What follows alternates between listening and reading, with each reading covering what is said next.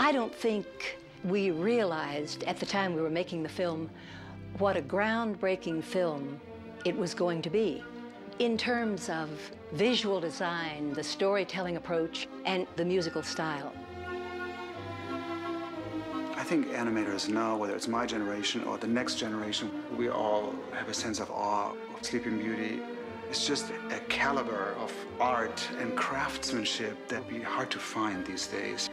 I think it's the end of an era.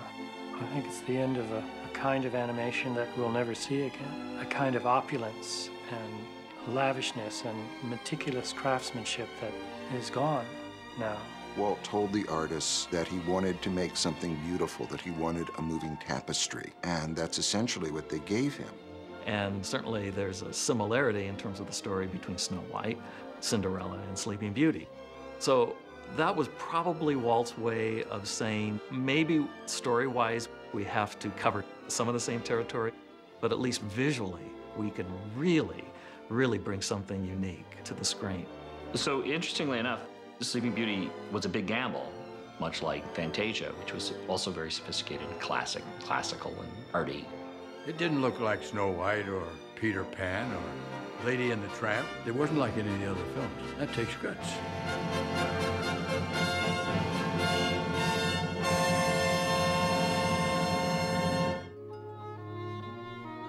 When Sleeping Beauty came out, it was advertised as 6 years in the making, which was not true, because story development goes back as far as 1951, very early in 1951. Sleeping Beauty basically started from the early 50s to the late 50s. The whole production, from pre-production on, encompasses that entire decade. The 50s were very rewarding years for the Walt Disney Studio. They started with a bang with Cinderella, which was very profitable and successful. That was the time when Disneyland was being designed and built in the mid-50s, and television had come along. And so the studio started diversifying. And through the course of that, they also launched into their regular production of a whole canon of Disney features to do in animation, which included Alice in Wonderland, Peter Pan, Lady and the Tramp. And these films were critically well received. They were okay with audiences. They were kind of hit and miss. So Walt was really casting around for, we gotta go back to our roots. I think you only have to look back across his career, look at the legacy that he had already achieved with the studio, because you see there in Snow White and the Seven Dwarfs, the film that propelled him from a man who produced animated antics of a mouse and a duck into someone who could produce a film which combined animation with drama and music and emotion in a way that nobody had thought possible. And then after years of considerable difficulty in the studio, it was Cinderella in 1950 that offered a new chance for Disney, a renaissance, a rebirth of the Disney animation. So I think it's not surprising that he should have turned to, once again, a fairy story with a central heroine, a heroine who we care about, who we're emotionally involved with. And what better fairy story than Sleeping Beauty? Sleeping Beauty is one of those problematic stories. Like a lot of fairy tales, it's about 4 or 5 paragraphs long, you know, if that. So there's not a lot of action, and they had to go back and put some conflict and some tension into this, and so they changed the story. There's not 100 years between when Aurora goes to sleep and Prince Philip comes to find her, and he does have conflict. He has to battle Maleficent as the dragon, a spectacular scene. Snow White makes a lot more aggressive attempts to flesh out the story with business and gag sequences, which Sleeping Beauty just doesn't do. How do you do? How do you do what? Seems to be something Walt consciously wanted to experiment with. It's making a movie without the subplots like the mice in Cinderella, and just concentrate on the reality of the story and the subtlety of the main characters. It's interesting in Sleeping Beauty that the process of that film was a little different than most of the other films. The story seems to be pretty well set, at least by 1952. Earlier films, you can tell from story meetings that there was a tremendous amount of refining, of reworking, going over the stuff over and over again to purify it as much as possible. Sleeping Beauty, you can't see that. Sleeping Beauty seems to have been pretty much the way it turned out from the very early. One of his greatest gifts was as a storyteller. He was famed for coming in and finding the weak points in a story, throwing things out that were wasted, and moving right to the heart, and finding warmth and interest in stories. But his interest was drifting. And an awful lot of things were boiling and bubbling around the company that distracted Walt, and I think probably interested him in some ways more than film and animation had done in the past. He did admit that doing Sleeping Beauty presented some real challenges because they had used so many elements in Snow White and Cinderella that the challenge in doing Sleeping Beauty was to come up with something new that they had not done. He was obviously really searching for how is this one going to be different than the others. So he thought design, interesting design, something bold, modern, would be the way to go. You know, a lot had happened since Snow White. And in the post-war era, illustration and design went through a major sea change. And Sleeping Beauty seems to have been an attempt to answer that in a feature film with something that was more designy, more sophisticated, more decorative than any other Disney movie it had ever been before. Walt Disney said that he wanted moving illustration. That was his command on Sleeping Beauty. Meaning going beyond the usual painting, doing something really illustrative, detailed.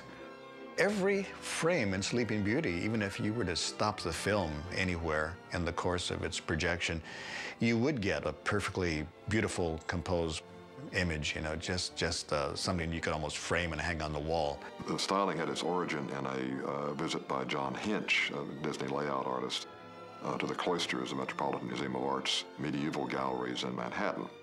And he saw the unicorn tapestries. He came back and he was talking to Walt about the unicorn tapestries. And Walt thought at that time, that's what I'll do.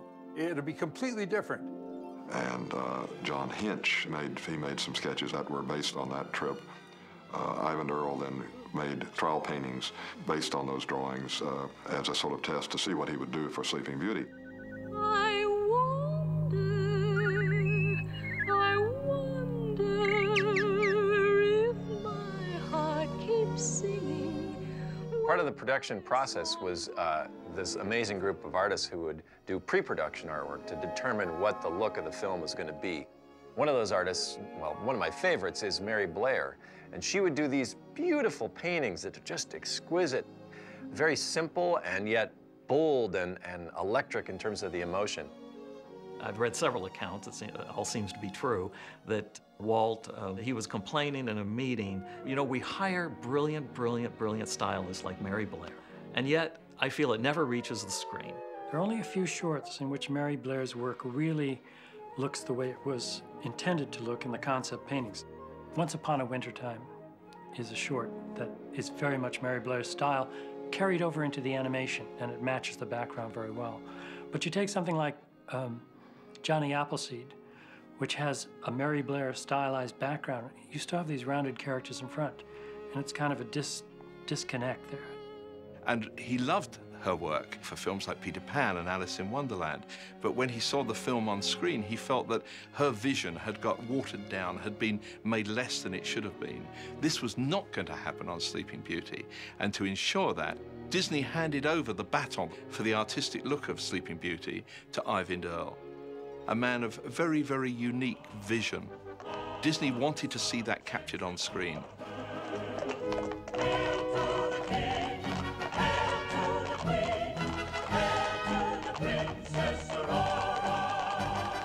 That style was rooted in an international Gothic, late medieval, proto-Renaissance period where painters used a kind of highly detailed compositions, such as you'll see in the film Sleeping Beauty. I first started with the old medieval artists and almost everything that was Gothic. The tapestries were perfect examples of how foregrounds ought to be. The Gothic came from the Persians, And all their little details of grasses and weeds and trees fit perfectly. And over all of that, a little tiny bit of myself came through. One of the principal books that Earl cites is the great Book of Hours of Jean Duc de Berry, a combination prayer book and calendar that illustrates the seasons with great landscape painting, forests, fields, and architecture. This would be one of the principal images that would guide Ivan Earl's aesthetic vision. I've always been influenced by pre-Renaissance, medieval, Gothic, and here's a movie based on that period of time. Sleeping Beauty is curiously a film that is Gothic, but it's also a very contemporary film in its design. Well, it takes the ideas and the colors and the motifs from the Middle Ages, but then it reinterprets those with a 50s point of view, it being very graphic, and there's a certain sort of a, I don't know what the style is, sort of a Sputnik style, graphic style that happened in the 50s. About 1950 was the height of a studio called UPA, where these art directors had broken away from Disney during the strike in the 40s, and they'd set up this new 20th century approach to the illustration style of animation. There were always these guys that wanted to do what they thought would be up their own alleys. And out of that, UPA, among others, grew up and turned out some wonderful stuff. And some of that sort of made the full circle and wound up back at Disney with Toot, Whistle, Plunk, and Boom and films like that. It's a CinemaScope cartoon in a very modern design style that is sort of like a UPA cartoon, but only better. Sleeping Beauty, to me, was an outgrowth of this. As a matter of fact, Toot, Whistle, Plunk, and Boom is often tied in with Sleeping Beauty and shown on the same program. I think the modernist ethos of Ivan Earl precedes everything else that he was influenced by. Because when you look at Ivan's work, you can see, oh, that's a modernist 20th century approach to reinterpreting Renaissance art. And this was what Walt Disney saw and what Walt Disney liked. And the practical effect was that he had a great deal of sway over the film, the way it was designed. And since Ivan Earl had created this beautiful approach to the background styling, where you have these strong verticals, it was thought, why don't we bring some of these verticals, this elongated feeling, into the character design themselves? And, this is something, of course, that Ivan wanted to create, a total synthesis between character and background, which had never been done before. I think that Walt Disney saw in the style of painting of Ivan Earl something that was the next step. And he said, let's see what Earl can do with this. That was sufficient to let the animators and the team know that Walt Disney meant business. It was very clear. Team effort as it was, Earl was captain of that team.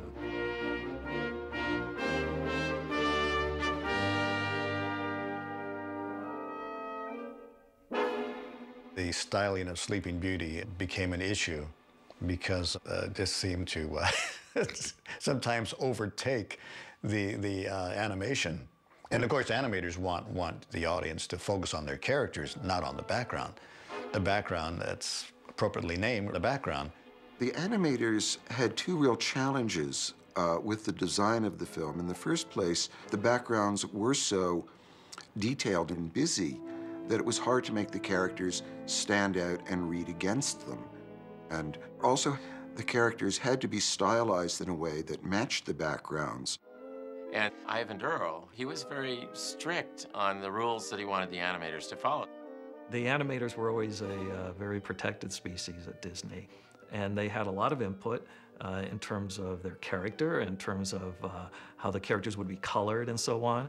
And Ivan actually said, no, I want to have a huge influence in styling the characters and actually do all the color modeling on them. And you couldn't argue with him about it because Walt picked him. Oh dear, what an awkward situation. But sometimes his colors didn't work to the advantage of our characters. And so we had some minor battles over that. They did rebel at one point. A few of them went up to see Walt and to complain about it, and it did them no good. Walt didn't back them on this. He wanted the design to carry the picture. I remember Frank Thomas complaining about creating a Merriweather in this balletic dance. Almost was weightless, and he was trying for that. And then as soon as he saw it in color with the black bodice, he felt she was suddenly anchored to the ground. Oh, no. It would create a real problem for them. And he fought to try to get the color to change, and Ivan Earl stuck to his scheme and kept it that black color. I think Ivan Earl won on the big points. His design is pretty much what he wanted it to be in the film. However, there were compromises, I think, with the Three Good Fairies.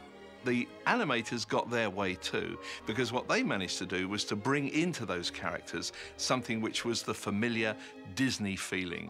Although the characters wore geometric capes and pointed hats, they're warm, they're round, they're cuddly. These are Disney characters. I think that has to do with, well, with Frank and all his drawing style, and them maybe resisting going all the way graphic with them. It looks awful. That's because it's on you, dear. Those are the broadest characters out of all the humans, I would say, are the Three Fairies. And they even had broader sequences that were storyboarded. They were baking a cake, and the whole oven blew up. It was very cartoony and broad, but Walt thought that would be nice for a Donald Duck short, but not for Sleeping Beauty. There. So even Walt brought it down in terms of business. Walt actually wanted the fairies to be all very similar. He wanted almost a Huey, Dewey, and Louie thing. And they had to do a lot of talking to convince Walt. So we started figuring how we could develop them into special personalities. Like Fauna came from a person that Frank met in Colorado. She was an officer in a ladies' club, and so they called on her for her inspirational piece for the day, and she said, "Oh dear, I don't seem to be able to find this, but I have a letter here from my cousin Susie who says some very interesting things I think you'll be interested in." So she read the letter from her cousin Susie. Of course. And she was so sweet and so affectionate, but she wasn't with it. And I said, there's our character. Oh? Everybody was working to try to lighten up the picture because it needed something to give it some more life. John Lounsbury was my mentor, and John was given the scene where the two kings are drinking and talking about their children and their coming wedding and everything. John Lounsbury was a wonderful draftsman, and he often got slapstick scenes. For the wedding! And this was his chance to do that in this particular scene. My daughter yet, and you're taking her away from me. John Sibley does a classic star turn in the animation of the minstrel or the jester. Sibley had a way of drawing that was as sophisticated as a New Yorker cartoon, and yet he loved slapstick.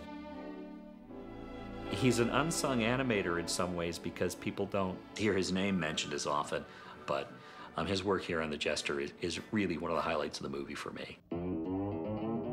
Yeah, they've got some broad things, but it's overall a good versus evil fight, and it's rather serious. This movie, probably more so than any other Disney movie for all of its stylization, tried to simulate real human subtlety in the acting performances. Wow. This is a pleasant surprise. I set my trap for a peasant, and lo, I catch a prince. I would say stylistically, in terms of character animation, it was a very sophisticated drawing style, and it came natural to great draftsmen like Mark Davis and Milt Kahl. It's interesting that Ivan Earl got along well with Mark Davis. Mark understood modern art, and he understood the modernist aesthetic. Mark Davis was a Renaissance man. Mark could do exquisite storyboards, which he did on Bambi. He could design characters. He could do color work in designing characters and environment, and he was a terrific animator. He was a quadruple threat. He brilliantly animated Princess Aurora and Maleficent. Well, here's your precious princess. You know, having to balance characters that contrasting is a pretty tall assignment. Mark Davis really nailed it. It's incredible! When he later did Cruella de Vil, that was like going the opposite direction from Maleficent. This is a really wild and woolly character that was all over the place, and I think it was kind of a relief to him to be able to do that character after the very stiff Maleficent. He said that Cruella de Vil had other people to bounce off of. Anita, darling. How are you?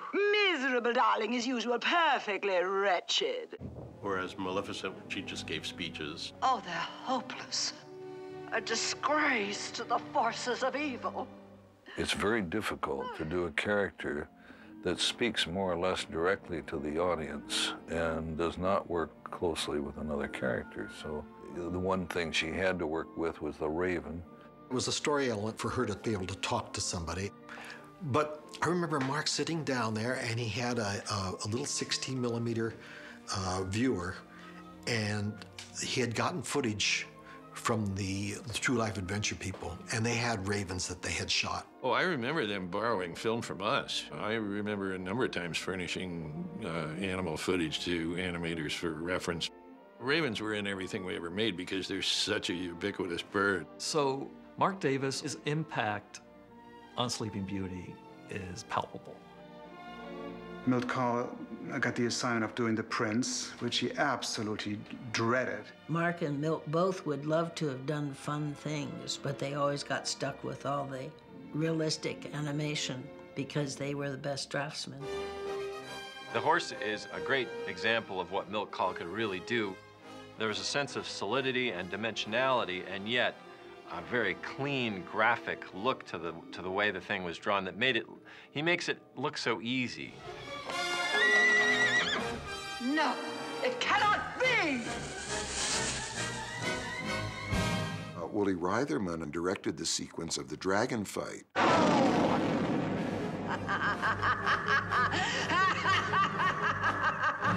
Wooly was a very adventurous man. And in art, all the things that a person is at the soul of them, that seems to surface into their artwork.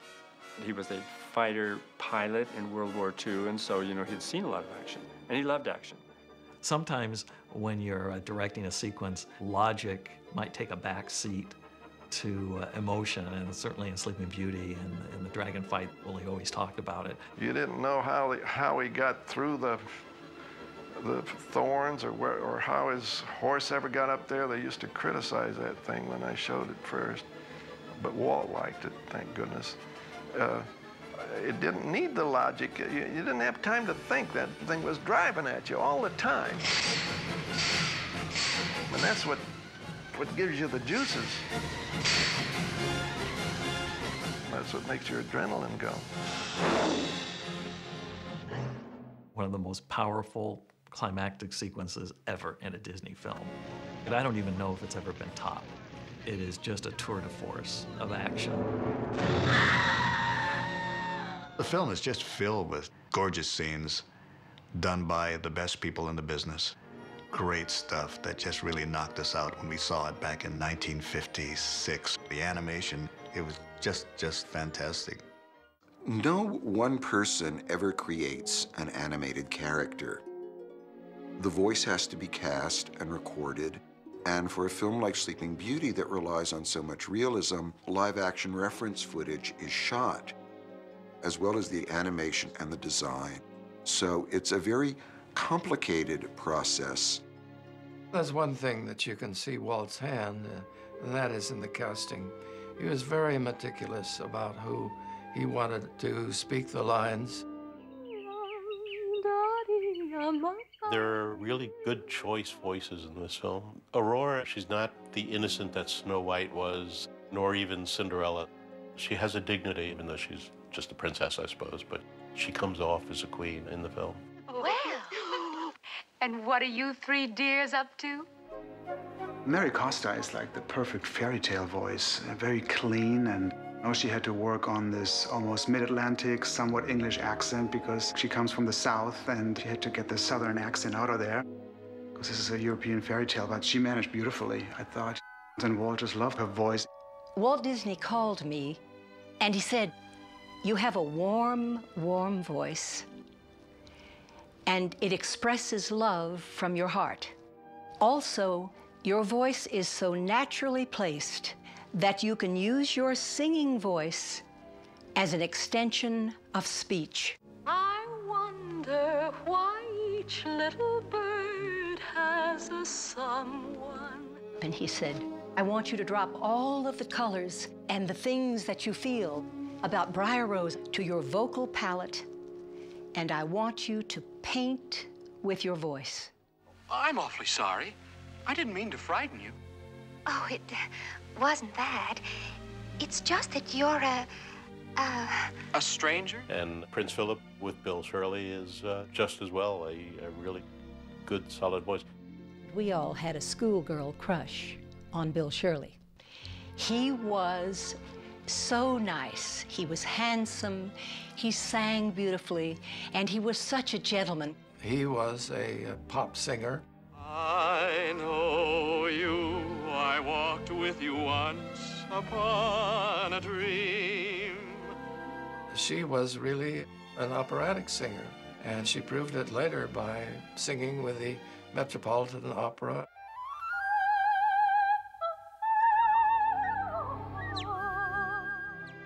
Very beautiful lady. Actually, I think Mark kind of used her as a model, and Helene Stanley, both. Kind of a cross between the two for Briar Rose as the model. Helene Stanley was the gal who did the dance routines. She was a very pretty gal, and she had ballet experience.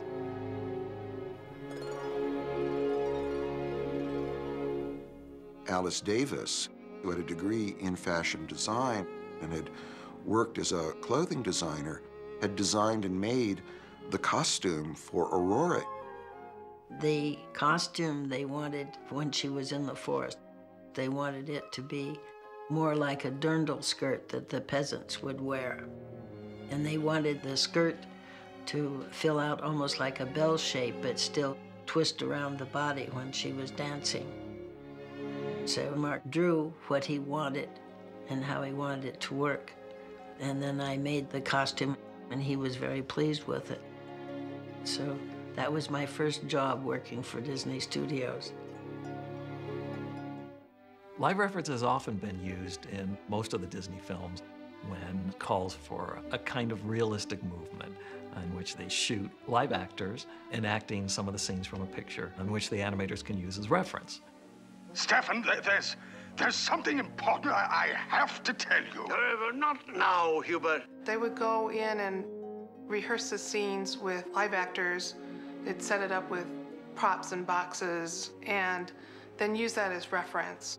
I was on the stage while we were shooting the live action, get my input into it and how I wanted to see them do something. I wanted it as broad as it could be and give me the most inspiration. I've seen some of them. It's very close. For example, the live-action reference of the battle between the prince and the dragon. They have steps for him to climb up while he's swinging his sword so that you can really recreate that. Mark used to say, why make that stuff up when you can see it?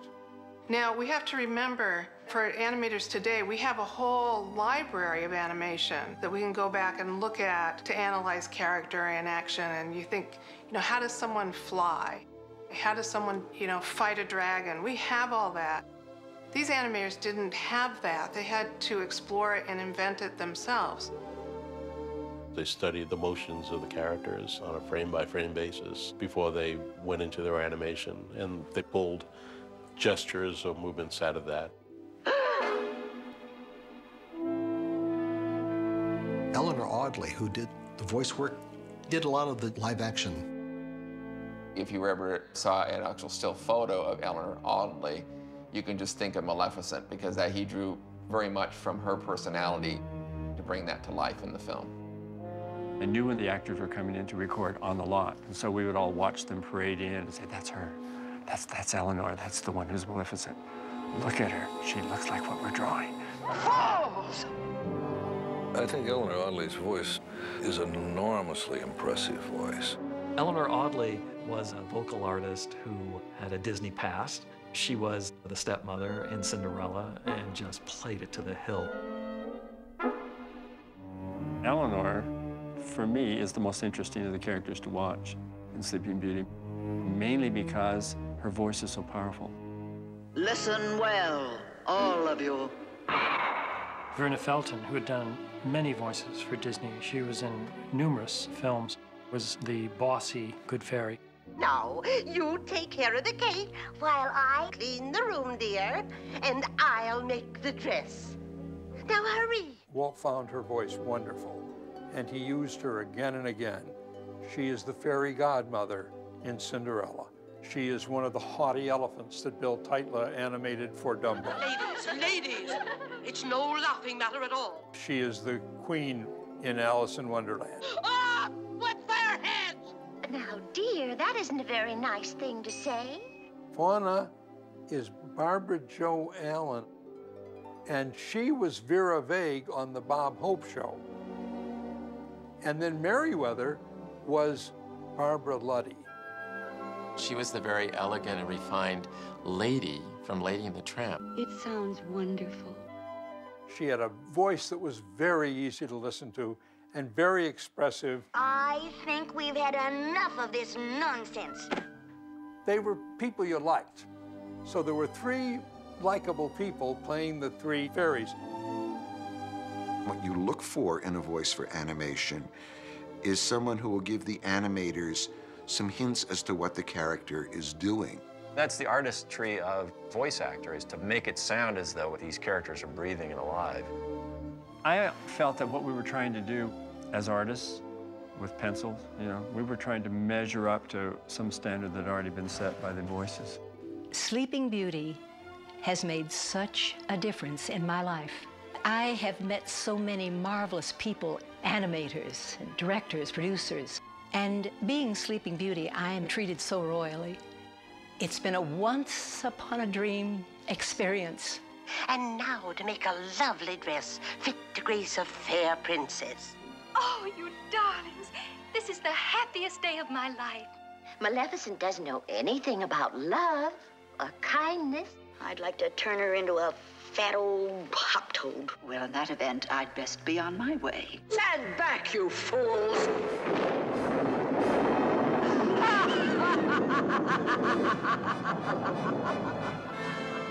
Walt Disney wanted this film to stand out from his other films, and Walt's wanting this classical score behind the whole film set it apart. Our inspiration for Sleeping Beauty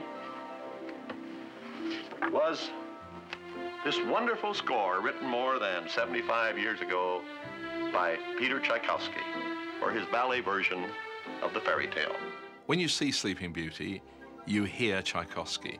When I hear Tchaikovsky's ballet music, now I see Disney's Sleeping Beauty. It's almost impossible now to separate the imagery of Sleeping Beauty from the music of Tchaikovsky. It's almost as though they were meant to be seen and heard together. They live together in a way that I think obliterates the ballet form.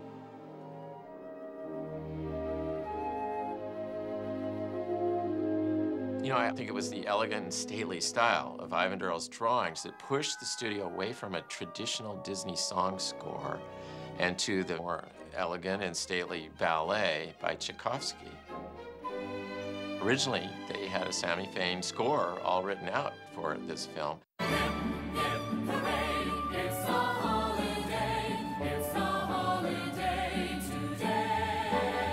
Well, they tried some songs. There was one about today is going to be a holiday for gentlemen and scalawags and so forth.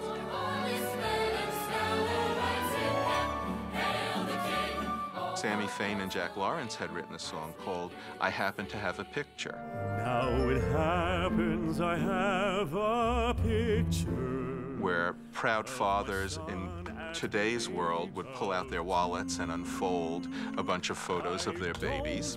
King Hubert and King Stephen, of course, bring out paintings or a painting in progress. I suspect Walt realized pretty early on that that kind of Broadway pop tune sentiment wouldn't fit into that world. That if you're creating this kind of stylized beauty, that it has to flow into all the other areas of the production. And at the end, only one of those songs from a Sammy Fain score survived, and that was Once Upon a Dream. I know you, I walked with you once upon a dream. Sleeping Beauty is, of course, one of the great storybook ballets, one of the great classical ballets, and animation, like ballet, is a form of choreographed motion. Everything is planned, its rhythms are worked out and discussed, just as fine dance is. I think the choice was perfect. There wasn't anything that Walt could think of that he couldn't find in that score. George Bruns did a remarkable adaptation of the music for the film. George was an in-house composer, a great guy who could do anything. It's a very pretty score that George Bruns could then take and experiment with, recut, riff on the melodies the way the artists were playing off Gothic art.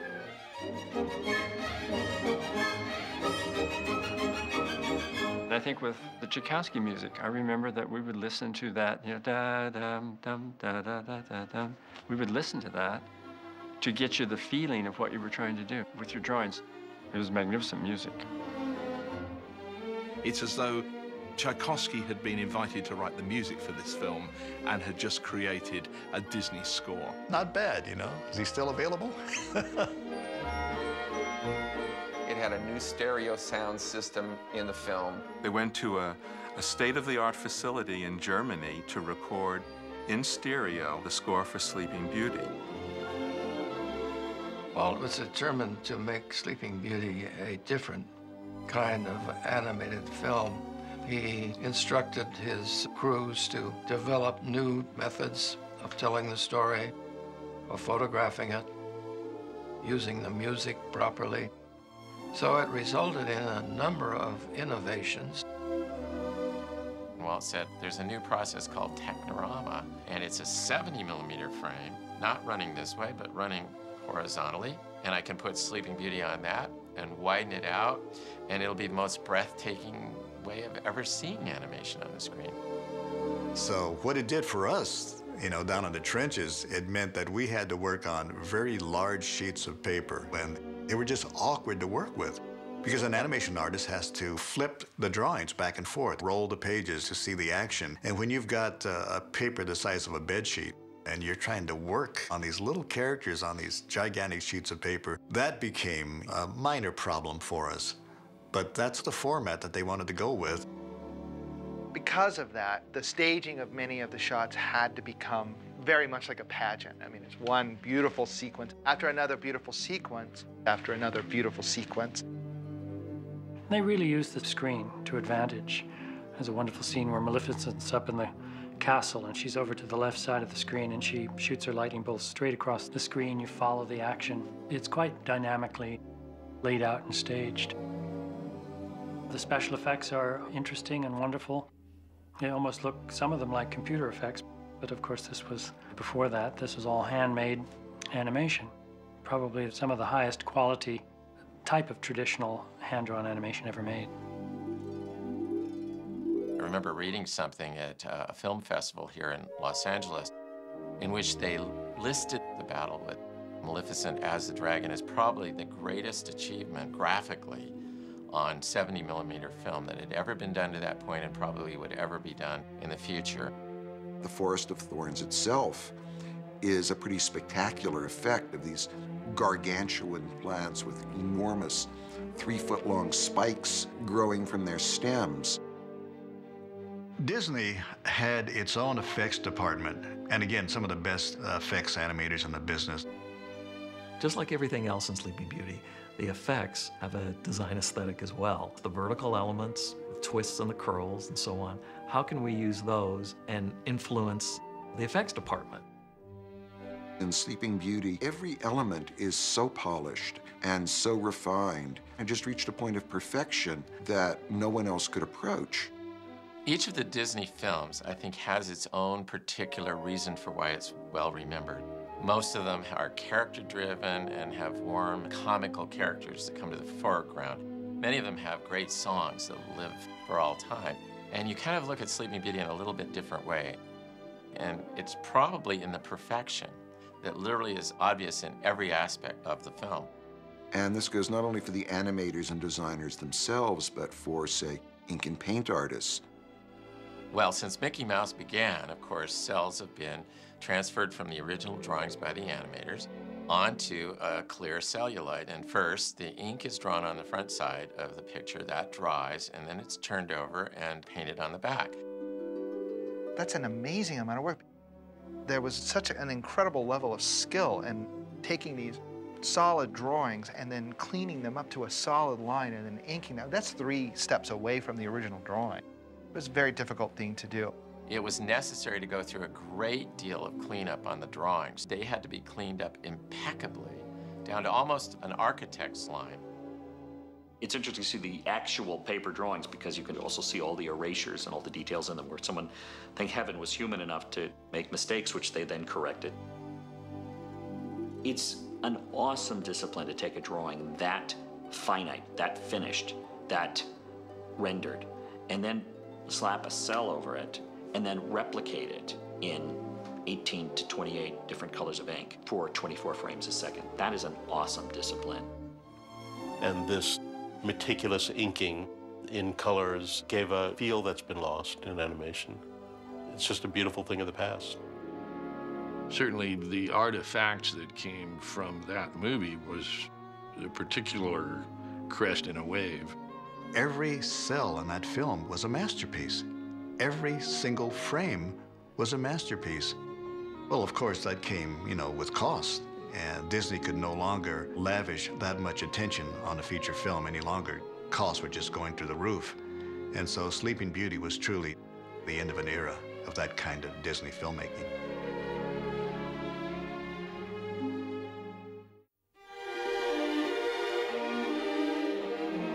We've forgotten just how successful this film was. It was the second most successful film at the box office after Ben-Hur. If it didn't produce the revenue that was hoped for, that's a different question. It merely means that it cost so much money to make that it didn't recoup its costs. But in the history, the long history of animation, this film stands as something quite unique, something which nobody else has ever attempted before or since. This is a film that says animation is art. Sleeping Beauty, it's like going to the symphony. You don't have to get so heavily involved in this story. It's more the same thing as enjoying great art. People buy art, they put it in their home, they love looking at it every day. I find this movie very much like that.